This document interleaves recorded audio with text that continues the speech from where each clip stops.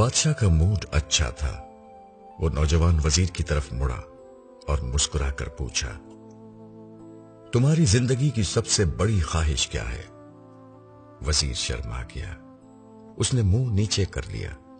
बादशाह ने कहका लगाया और बोला, तुम घबराओ मत, बस अपनी जिंदगी की सबसे बड़ी ख्वाहिश बताओ। वजीर घुटनों पर झुका और आजिज़ी से बोला, हुजूर, आप दुनिया की खूबसूरत तरीन सल्तनत के मालिक हैं। मैं जब भी ये सल्तनत देखता हूं तो मेरे दिल में ये ख्वाहिश पैदा होती है, अगर इसका 10वां हिस्सा मेरा होता तो मैं दुनिया का खुशनसीब तरीन शख्स होता। वजीर खामोश हो गया। बादशाह ने कहका लगाया और बोला, मैं अगर तुम्हें अपनी आधी सल्तनत दे दूं तो? वजीर ने घबराकर ऊपर देखा और आजिज़ी से बोला, बादशाह सलामत, ये कैसे मुमकिन है? मैं इतना खुशकिस्मत कैसे हो सकता हूं? बादशाह ने फौरन अहकामात लिखने का हुक्म दिया। बादशाह ने पहले हुक्म के जरिए अपनी आधी सल्तनत नौजवान वजीर के हवाले करने का फरमान जारी कर दिया। दूसरे हुक्म में बादशाह ने वजीर का सर कलम करने का ऑर्डर दे दिया। वजीर दोनों अहकामात पर हैरान रह गया। बादशाह ने अहकामात पर मोहर लगाई और वजीर की आंखों में आंखें डालकर बोला, तुम्हारे पास 30 दिन है। तुमने इन 30 दिनों में सिर्फ 3 सवालों के जवाब तलाश करना है। तुम कामयाब हो गए तो मेरा दूसरा हुक्म मंसूख हो जाएगा और तुम्हें आधी सल्तनत मिल जाएगी, और अगर तुम नाकाम हो गए तो पहला हुक्म खारिज समझा जाएगा और दूसरे हुक्म के मुताबिक तुम्हारा सर उतार दिया जाएगा। वजीर की हैरत परेशानी में बदल गई। बादशाह ने उसके बाद फरमाया, मेरे 3 सवालात लिख लो।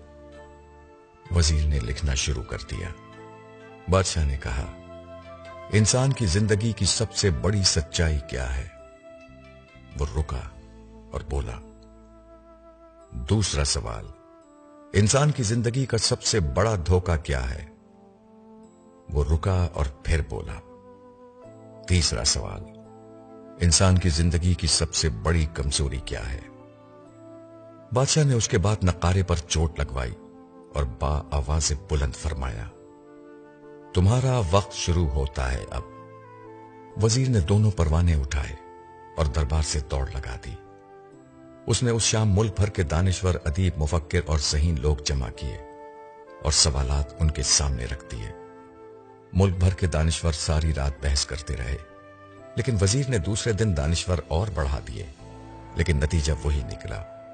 वो आने वाले दिनों में लोग बढ़ाता रहा, मगर उसे कोई तसल्ली बख्श जवाब न मिल सका, यहां तक कि वो मायूस होकर दारुल हुकूमत से बाहर निकल गया।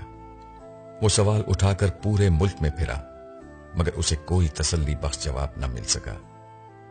वो मारा मारा फिरता रहा, शहर शहर, गांव गांव की खाक छानता रहा। शाही लिबास फट गया, पगड़ी ढीली होकर गर्दन में लटक गई, जूते फट गए और पांव में छाले पड़ गए।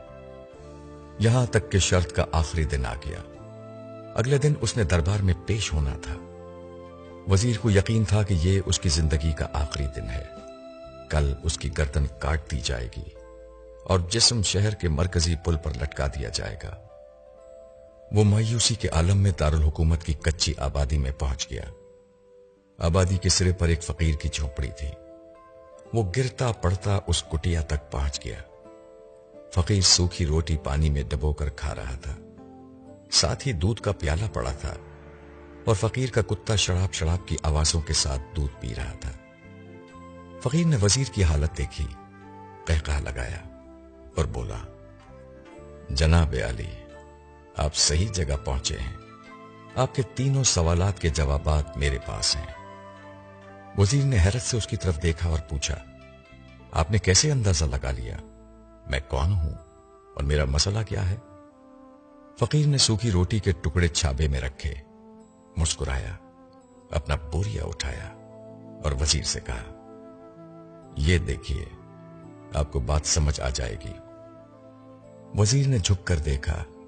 यह वो लिबास था जो बादशाह अपने करीब तरीन वज़रा को इनायत करता था।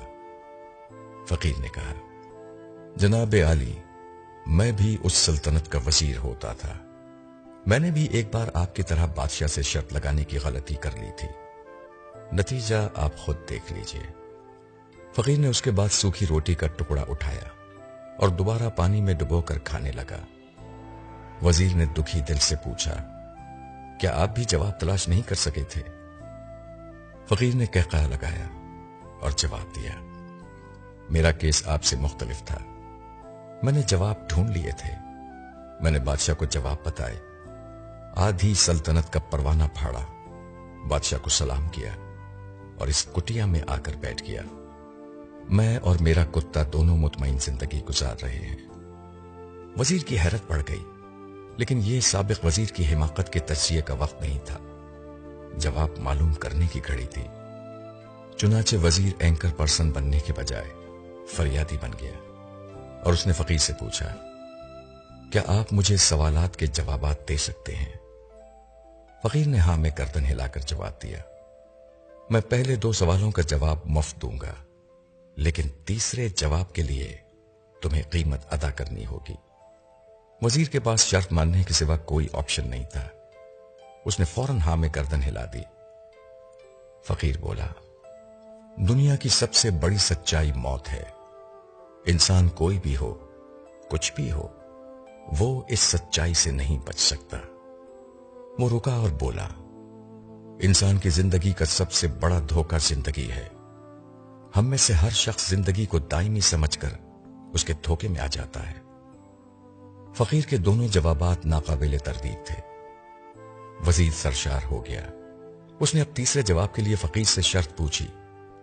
فقیر نے قہقہہ لگایا، کتے کے سامنے سے دودھ کا پیالہ اٹھایا، وزیر کے ہاتھ میں دیا اور کہا، میں آپ کو تیسرے سوال کا جواب اس وقت تک نہیں دوں گا جب تک آپ یہ دودھ نہیں پیتے۔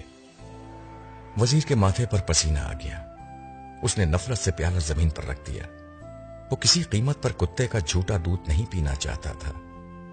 فقیر نے کندھے اچکائے اور کہا، تمہارے پاس اب 2 راستے ہیں، تم انکار کر دو اور شاہی جلاد کل تمہارا سر اتار دے، یا پھر تم یہ آدھ پاؤ دودھ پی جاؤ اور تمہاری جان بھی بچ جائے اور تم آدھی سلطنت کے مالک بھی بن جاؤ۔ فیصلہ بہرحال تم نے کرنا ہے۔ وزیر مخمسے میں پھنس گیا، ایک طرف زندگی اور آدھی سلطنت تھی اور دوسری طرف کتے کا جھوٹا دودھ تھا۔ وہ سوچتا رہا یہاں تک کہ جان اور مال جیت گیا اور سیلف ریسپیکٹ ہار گئی۔ وزیر نے پیالہ اٹھایا اور ایک ہی سانس میں دودھ پی گیا۔ فقیر نے قہقہہ لگایا اور بولا، میرے بچے، انسان کی سب سے بڑی کمزوری غرض ہوتی ہے، یہ اسے کتے کا جھوٹا دودھ تک پینے پر مجبور کر دیتی ہے، اور یہ وہ سچ ہے جس نے مجھے سلطنت کا پروانہ پھاڑ کر اس کٹیا میں بیٹھنے پر مجبور کر دیا تھا۔ میں جان گیا تھا کہ میں جوں جوں زندگی کے دھوکے میں آؤں گا، میں موت کی سچائی کو فراموش کرتا جاؤں گا، اور میں موت کو جتنا فراموش کرتا رہوں گا، میں اتنا ہی غرض کی دلدل میں دھستا جاؤں گا، اور مجھے روز اس دلدل میں سانس لینے کے لیے غرض کا غلیظ دودھ پینا پڑے گا۔ لہذا میرا مشورہ ہے، زندگی کی ان تینوں حقیقتوں کو جان لو، تمہاری زندگی اچھی گزرے گی۔ وزیر خجالت، شرمندگی اور خود ترسی کا تحفہ لے کر فقیر کی کٹیا سے نکلا اور محل کی طرف چل پڑا۔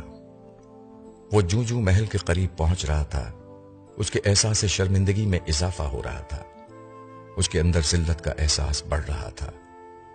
وہ اسی احساس کے ساتھ محل کے دروازے پر پہنچا۔ اس کے سینے میں ایک خوفناک ٹیس اٹھی، وہ گھوڑے سے گرا، لمبی ہچکی لی اور اس کی روح قفس انصری سے پرواز کر گئی۔ ہمیں کسی دن کسی ٹھنڈی جگہ پر بیٹھ کر زندگی کے ان بنیادی سوالوں پر ضرور غور کرنا چاہیے۔ ہمیں یہ سوچنا چاہیے، ہم لوگ کہیں زندگی کے دھوکے میں آ کر غرض کے پیچھے تو نہیں بھاگ رہے، ہم لوگ کہیں موت کو فراموش تو نہیں کر بیٹھے، ہم کہیں اس کہانی کے وزیر تو نہیں بن گئے۔ مجھے یقین ہے، ہم لوگوں نے جس دن یہ سوچ لیا، اس دن ہم غرض کے ان غلیظ پیالوں سے بالا تر ہو جائیں گے۔